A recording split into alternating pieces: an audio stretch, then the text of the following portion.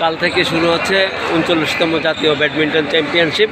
আমাদের মাঝে আছে জুমার, আলামিন জুমার। হ্যাঁ, তার স্বপ্ন রয়ে গেছে সিঙ্গেলসে চ্যাম্পিয়ন হওয়ার।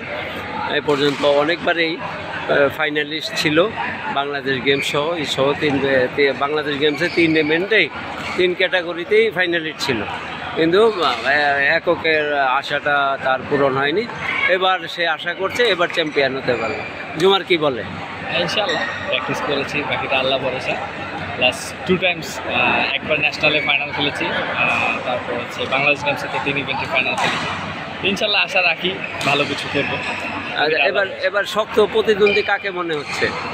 হ্যাঁ, এবার শক্ত প্রতিদ্বন্দ্বী সবাইকে বলবো, কারণ সবাই এবার আগে থেকে জেনেছে। কারণ এত লং টাইম আগে কাউকে সময় দেওয়া হয় নাই টুর্নামেন্টের ডেট জানিয়ে যে প্র্যাকটিস করার জন্য।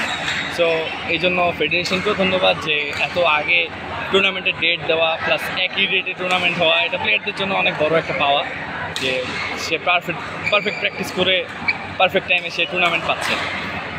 ওকে, থ্যাংক ইউ।